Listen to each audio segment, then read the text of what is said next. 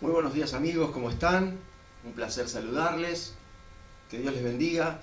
Esta es una nueva oportunidad para compartir con ustedes a través de nuestras redes sociales un momento de meditación en la palabra de Dios, un tiempo especial para poder compartir con ustedes a través de las redes sociales, como lo decíamos, el tiempo de meditación en la palabra de Dios. Hoy el primer domingo de este año 2021 que ha comenzado, un año que promete ser un año de bendiciones, de cumplimiento de sueños y de expectativas para aquellos que confían en el Señor, para aquellos que tienen su esperanza y su fe puesta en Cristo.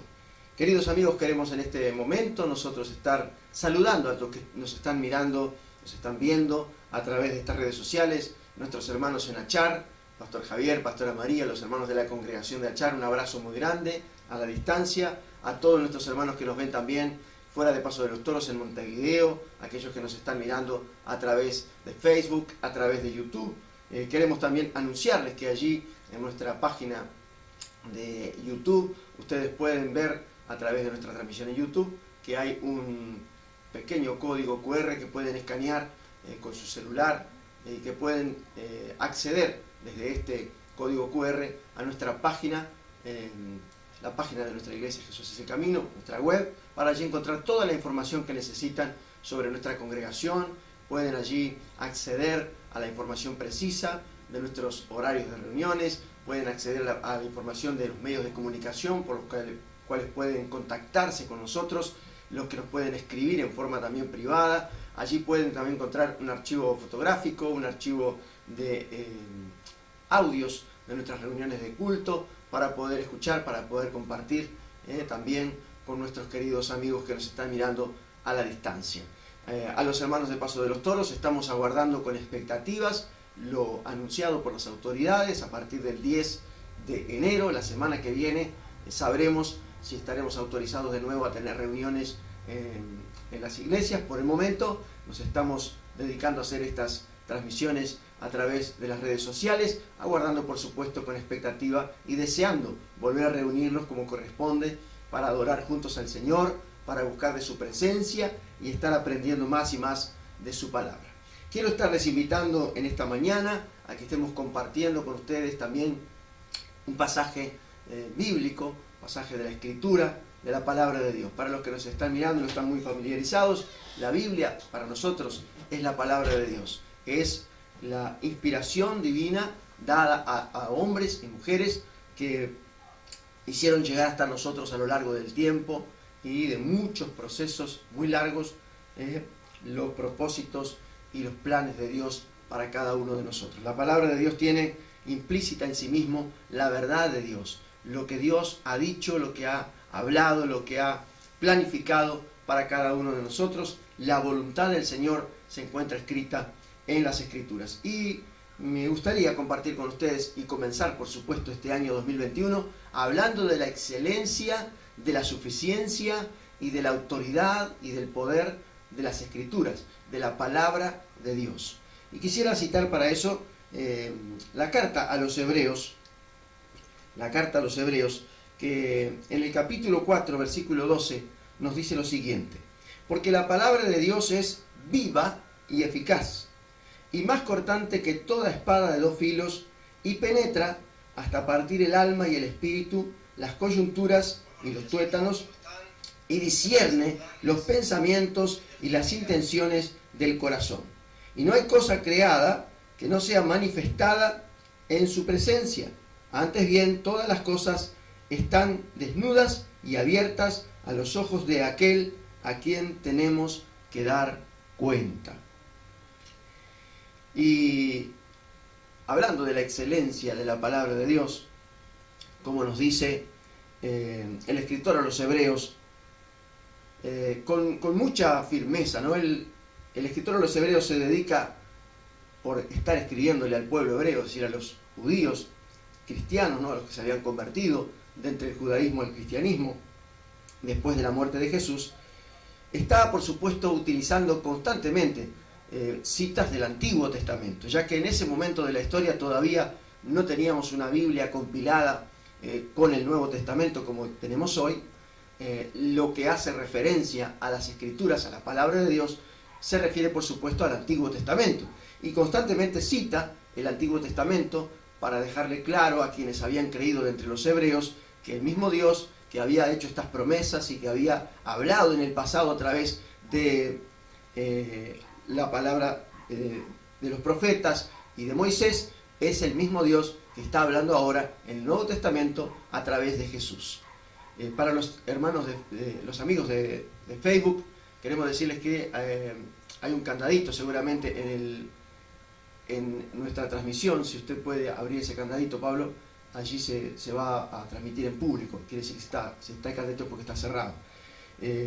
A los hermanos que están mirándonos a través de Facebook, queremos decirles que la palabra de Dios es la autoridad de Dios, que ella viene por los propósitos de Dios a compartirnos lo que Dios tiene como plan para cada uno de nosotros. La excelencia de la palabra de Dios es para nosotros algo muy importante. Para el pueblo hebreo, sin duda, la Torá, la Escritura, los mandamientos de Dios dados por Dios a Moisés y luego también los profetas que vinieron a predicar en nombre del Señor al pueblo de Israel, constituían las Sagradas Escrituras, la palabra de Dios para el pueblo hebreo. Para nosotros cristianos del Nuevo Testamento, del tiempo de Jesús en adelante, consideramos que la palabra de Dios es el Nuevo Testamento y el Antiguo Testamento. Y en el Nuevo Testamento ingresan los 4 evangelios y también las cartas del apóstol San Pablo, el libro de los Hechos de los Apóstoles escritos por Lucas, y también las cartas universales, las de Juan, las de Pedro, la de Judas. Estas cartas del Nuevo Testamento, incluyendo también el Apocalipsis y los 4 evangelios, componen el Nuevo Testamento, mucho más breve por supuesto, pero que nos narra la vida y los hechos de Jesucristo primero y luego de sus sucesores, es decir, de los apóstoles que fueron enviados por él a predicar el Evangelio a toda criatura en todas partes del mundo.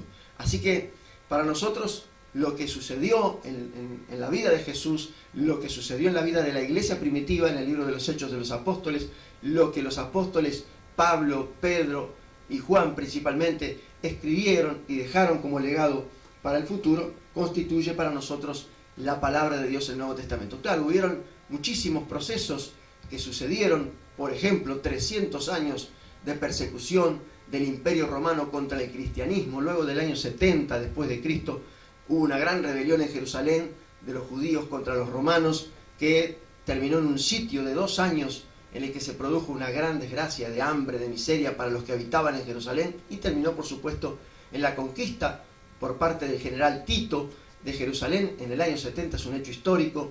Y cuando esto sucede se dispersan todos los judíos que aún quedaban en Israel y se somete completamente al judaísmo, termina la nación de Israel en ese momento de la historia, y el cristianismo, que en ese momento comenzaba a crecer y a extenderse por todo el Imperio Romano, sufre una gran persecución, comenzando por ahí más o menos en el año 70 al 80 y pico, comienza una gran persecución contra el cristianismo que se extiende por casi 300 años.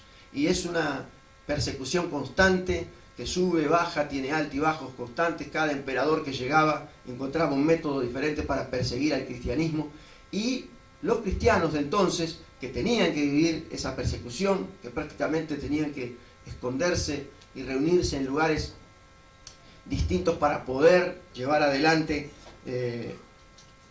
su fe y practicar su fe, tenían que hacerlo con mucho cuidado. Y algunos de ellos se dedicaban constantemente a procurar conservar los escritos, ¿no? Las escrituras que habían llegado hasta sus manos, los escritos de los apóstoles, los escritos de Lucas, de Mateo, de Juan, y todos ellos intentaban, por supuesto, legar hacia adelante estas escrituras. El idioma que gobernaba en aquel momento era el griego, que fue por supuesto el idioma que se convirtió en ese momento durante el Imperio Romano en un idioma universal que todo el mundo hablaba. Así que las escrituras primeras, los primeros manuscritos que se tenían del Nuevo Testamento estaban todos en griego. Aún se conservan fragmentos, partes de algunos de ellos, algunos completos, y que por supuesto, permanentemente son estudiados por los expertos bíblicos, por los teólogos, por los que llevan adelante lo que se llama la crítica textual.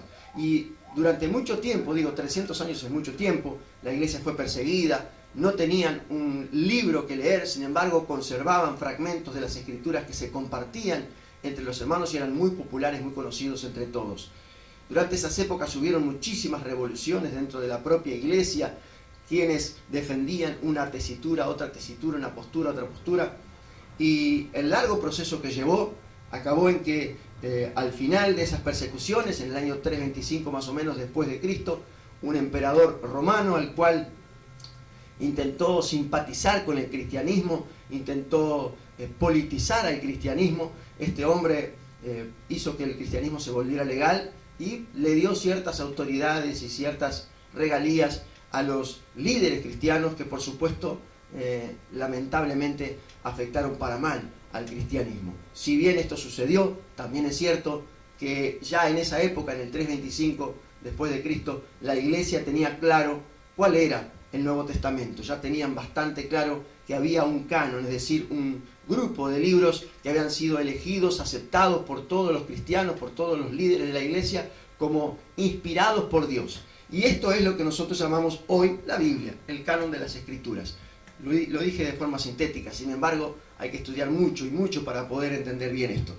Lo que nos importa a nosotros saber es que la Escritura, ella es su propia autoridad, la autoridad en sí misma. Y cuando llegamos en la historia a un proceso largo como el que ha tenido el cristianismo de 2000 años, ya 2021 años, nos importa saber que en una época donde hubo una gran oscuridad sobre el cristianismo, y donde el dominio lo ejercía el papado no solamente sobre la iglesia, sino también sobre el mundo, hubo algunos hombres que fueron iluminados por Dios para despertar, a volver a las Escrituras. Y estos hombres, sin duda, lo que encontraron fue que la iglesia tradicional, la iglesia oficial, practicaba un cristianismo acomodado, al servicio de los ricos y de los poderosos, que beneficiaba solamente a los que tenían ciertos conocimientos y que al resto de la gente no le daba ninguna importancia. Simplemente estos hombres empezaron a decirle a la gente: la Biblia es la palabra de Dios y es para todos. Uno de ellos, sin duda, fue Martín Lutero, quien tradujo las Escrituras a un idioma común como el alemán. Luego muchos otros, como en el caso en España de Casiodoro de Reina y Cipriano de Valera, que escribieron la Biblia o tradujeron la Biblia al español durante un largo tiempo y no sin tener muchas persecuciones por parte del oficialismo católico. Llegó el protestantismo a demostrar que las Escrituras son la palabra de Dios. Y eso es lo que quiero dejar en claro para el comienzo de este año. Para nosotros, cristianos evangélicos, si es que lo somos de verdad, la autoridad en la iglesia la ejerce la palabra de Dios. Los padres de la iglesia como Lutero, Zwinglio, Calvino y otros durante la Reforma Protestante llegaron a una conclusión y establecieron 5 parámetros por los cuales la iglesia cristiana se tiene que regir. Ellos dijeron claramente que son la autoridad ejercida por Cristo, por las Escrituras, que solo a Dios hay que darle la gloria, que solamente hay que vivir por la fe. Las 5 solas que estableció la Reforma llegaron a ser nuestra más importante forma de entender lo que Dios quiere. Una de las cosas que llegó también a la conclusión la Reforma Protestante del siglo XVI fue que las Escrituras son su propio mejor intérprete. Y aquí es donde yo quiero hacer un énfasis muy importante en lo que dice la propia Biblia de sí misma. Porque hay una cosa que nos está pasando en el mundo de hoy. Hay una gran confusión. Mucha gente se dedica a predicar, a hablar de Dios, a hablar de Jesús, a hablar de Cristo. Y hay una gran confusión reinando por todas partes. Y uno dice, ¿por qué? Si la palabra de Dios es una sola, si la palabra de Dios es la autoridad, si la palabra de Dios es tan clara y tan directa, y si no se contradice, ¿por qué hay tanta contradicción entre los propios cristianos a la hora de leer lo que está escrito? Bueno, el problema es la interpretación. Lo que llamamos en la jerga teológica la interpretación. Y es un gran problema la interpretación. ¿Por qué? Porque cuando se trata de interpretar lo que está escrito, la mayoría de las personas utiliza un criterio personal. Y allí entramos en un gran conflicto, no con los demás solamente, sino también con el que dijo lo que dijo en la Escritura. Porque una cosa es cuando yo digo algo, y lo escribo y lo afirmo, y alguien va y lo interpreta y puede interpretarlo a su manera, con sus sentimientos, con sus pensamientos, con su nivel cultural, con sus ideas, con lo que reina en ese momento de la historia en su vida. Pero no podemos hacer esto con la Escritura, porque la Escritura fue dada por Dios y tiene un propósito explícito de aquel que la dio, y Él mismo ha puesto claro qué es lo que quiere. Y la interpretación muchas veces ha sido la culpable de que las cosas se hagan de un modo tan confuso dentro del propio cristianismo. ¿Qué hacemos con esto? Lo que dijeron los padres de la Reforma. La Biblia, la palabra de Dios, es su propio mejor intérprete. Eso quiere decir que a la hora de leer las Escrituras debemos interpretarla a la luz de todas las Escrituras. No podemos tomar un pasaje de aquí, interpretarlo como se nos ocurra y decir, me parece que dice esto. Si queremos entender lo que Dios nos está hablando, necesitamos leer las Escrituras y observarla a la luz de las propias Escrituras. Lee usted un pasaje de la Biblia, ¿no lo entiende bien? Lea todo lo que está escrito en ese pasaje, o en ese capítulo, o en ese libro, o incluso lea más, porque así es como llegará usted a entender lo que Dios nos está hablando a través de las Escrituras, que es la fuente de autoridad para la iglesia evangélica. A veces hemos tenido algunas discusiones con otros líderes cristianos que dicen, bueno, cada uno es libre de interpretar como quiera. No, no somos libres de interpretar como quieramos, porque Dios no nos ha dejado esto a nuestra libertad, a nuestra voluntad. Dios ha dicho en su palabra que Él claramente establece los límites y los linderos. Como dice el escritor a los Hebreos, la palabra de Dios es viva y eficaz. Ella por sí misma tiene autoridad, tiene poder y puede mantenerse por sí misma. No necesita de nuestro respaldo, no necesita de nuestras acotaciones, explicaciones y que la desglosemos para tratar de entender. Dios ha dicho claramente lo que Él quiere en la Escritura. ¿Nosotros tenemos que procurar entenderlo? Sí. ¿Cómo? A la luz de la propia Escritura. Nunca la Escritura dirá una cosa para después decir otra. No puede ser que algunos estén predicando hoy un evangelio de contradicciones en el que dicen, bueno, Dios te ama, y después dicen, Dios te va a juzgar o te va a castigar, y después dicen, está bien que vengas como sea y que después te quedes como estás, y hay una confusión enorme. No sabemos cuál es el camino.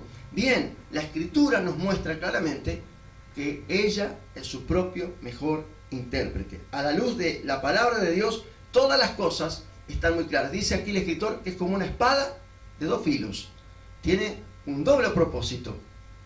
Como una espada de dos filos que puede ir hasta lo más profundo del alma del hombre, dice, pero también que puede separar el cuerpo del alma, que puede hacer que nosotros entremos en un estado espiritual, donde vamos a comprender mejor las cosas de Dios. Cuando Jesús una vez conversaba con cierto personaje judío de importancia, un hombre que era integrante del Sanedrín, alguien que tenía importancia entre el partido de los fariseos, que se llamaba Nicodemo, y Jesús conversa con él en San Juan capítulo 3, le dice, es necesario nacer de nuevo para que puedas ver el reino de Dios. Y Nicodemo quedó maravillado, no podía entender de lo que Jesús le hablaba, y Jesús le dice, claramente el que no nace del agua y del Espíritu no puede ver el reino de Dios. El nuevo nacimiento al que Jesús se refiere es el nacimiento espiritual del hombre. Y la palabra de Dios, la Escritura misma, es el agua, es esa agua fresca que puede traer a nosotros el conocimiento que nos lleva a la presencia de Dios. Ella puede partir el alma, los tuétanos, las coyunturas, dice, separar el cuerpo del hombre, el alma y el espíritu del hombre, para elevarlo a la presencia de Dios, para llevarlo a la presencia de Dios. La Escritura es autosuficiente, la Escritura es todo suficiente. Cuando nosotros hablamos de la suficiencia de la Escritura, queremos decir que lo único que necesitamos es confiar en lo que dijo Dios en su palabra. Por más que la ciencia de hoy quiera querernos explicar ciertas cosas y darle una relativa irrelevancia a las cosas escritas, y minimizar la vida de Jesús, y minimizar lo que hicieron los apóstoles, y minimizar lo que pasó en la historia del pueblo de Israel, contándonos un cuentito como si fuera una fantasía, en realidad, para nosotros, la Escritura dice lo que tenemos que saber, y es totalmente cierto. Confiamos en la suficiencia de las Escrituras, que sus consejos son infalibles. Dice que la palabra de Dios puede discernir los pensamientos y las intenciones del corazón. Ayuda al hombre a comprenderse a sí mismo.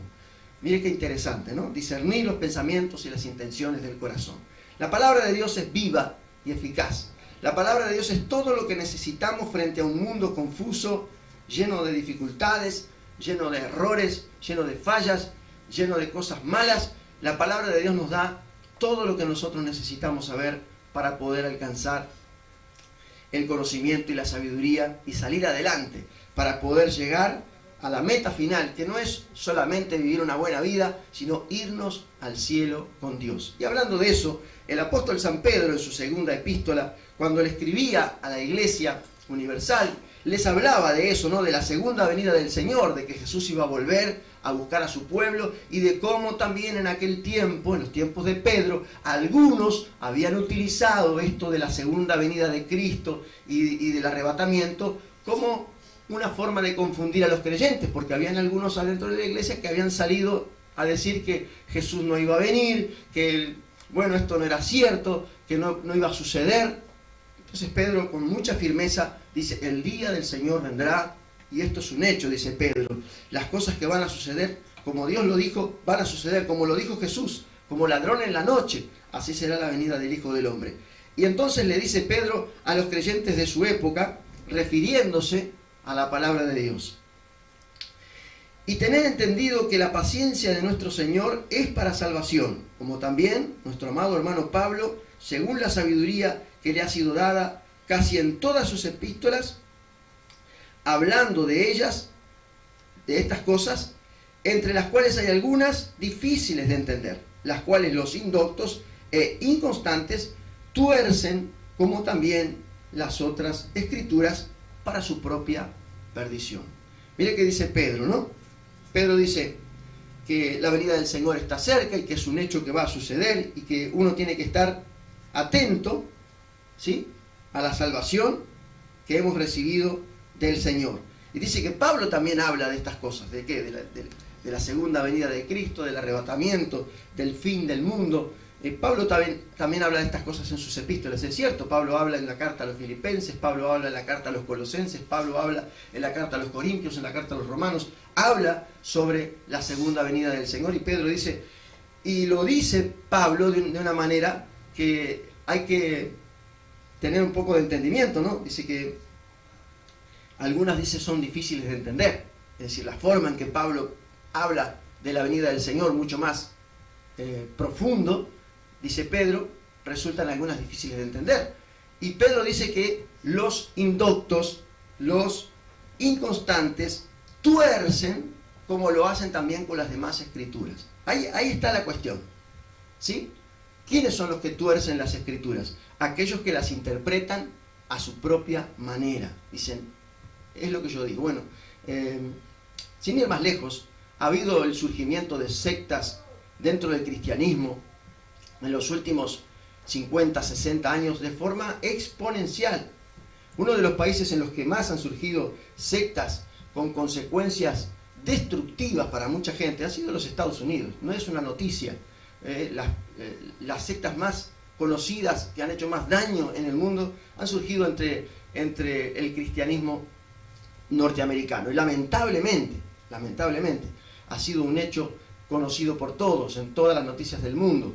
Y algunas más conocidas y otras menos conocidas. Algunas llevando a miles de personas al suicidio, como sucedió con un conocido anticristiano, digo yo, conocido como Jim Jones, en la década de los 70, que cometió lo que se llamó la masacre de Guyana, llevando a cientos de personas, a miles de personas, a quitarse la vida porque él predicaba de esa manera una interpretación propia de las escrituras. Y ha habido tantos más, y todavía hay pequeños grupitos por todas partes que quieren tener una interpretación nueva. Dicen, nosotros sabemos mejor que nadie lo que dice la escritura. Ellos saben más que los teólogos, saben más que todo el mundo, saben más que todos. No se ajustan a ninguna tradición, no aceptan ninguna ortodoxia, no están de acuerdo con ningún tipo de dogma. Ellos tienen una interpretación libre de las escrituras. Qué pena que sea así, porque no podemos interpretar las escrituras a nuestro propio antojo, ni en libertad como nos gustaría, sino que se trata de entender lo que Dios dice. ¿Y cómo entendemos lo que Dios dice? A la luz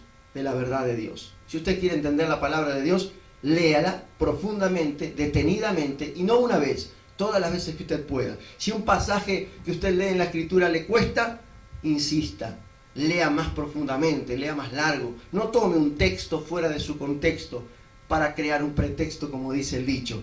Utilice el contexto, aprenda a observar todo lo que el escritor está hablando. Hay muchas formas, hoy tenemos muchos materiales con los cuales podemos estudiar la palabra de Dios con facilidad. Tenemos tanto material para estudiar la palabra de Dios sin la suciedad de las interpretaciones malintencionadas de la gente que lo único que quiere es sacar provecho. ¿Cómo notamos esto de las sectas y del lavado de cerebro y de la utilización o de la mala utilización de las escrituras para sacar provecho de la gente? Fácil, son aquellos que quieren enriquecerse a costa de los pobres, son aquellos que utilizan la influencia que tienen en una congregación cristiana para maltratar a los demás, para ofender a los demás, para sentir que tienen poder sobre los demás, cuando en la Escritura nada de eso ha sido mandado ni por Jesús, ni por los apóstoles, ni en el Nuevo Testamento, ni en el Viejo Testamento. Lamentablemente estamos en una realidad hoy en la que tenemos que hablar de este tema y hacerlo a través de una red social. Quisiéramos que esto tuviéramos que hablarlo en una clase de seminario para compartir solo con nuestros hermanos en la iglesia. Pero tenemos que decirlo públicamente.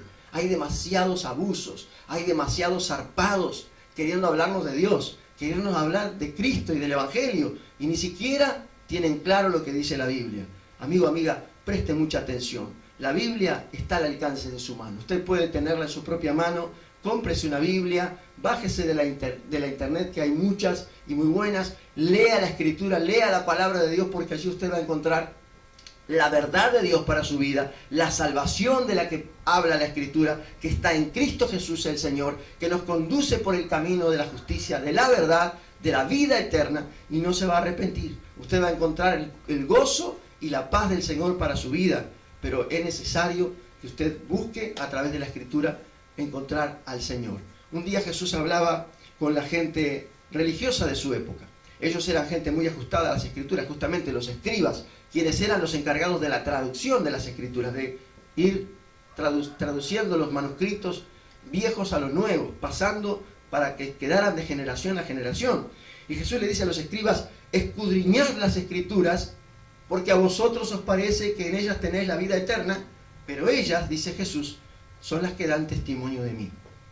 Algo muy importante para nosotros como cristianos sobre la palabra de Dios es que ella no nos va a conducir a seguir a un falso maestro. La palabra de Dios no nos va a conducir a seguir a un extraño que quiere lavarnos el cerebro y sacarnos el dinero de nuestro bolsillo. La palabra de Dios nos va a conducir a Jesucristo. La palabra de Dios nos conduce a Jesús, al Rey de Reyes, Señor de Señores, al Todopoderoso, al Salvador del mundo.